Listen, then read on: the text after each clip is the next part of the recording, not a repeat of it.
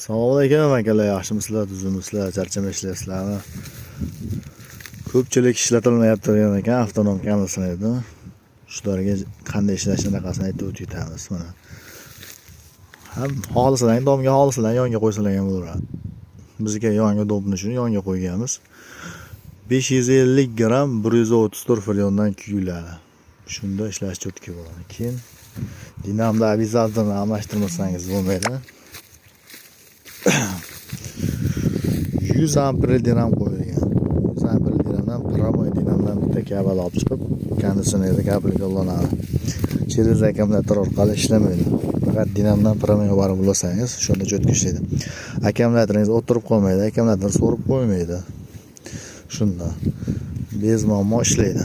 Mana shunaqa narsa. Like bosishdan chiqmasin. Kommentda o'z fikrlaringizni yozib qoldinglarchi. Qo'yganlar bormi? Ishlatib turganlar bormi shuni? Qo'ymoqchi bo'lganlar bittadan olib tashlab qo'yinglar.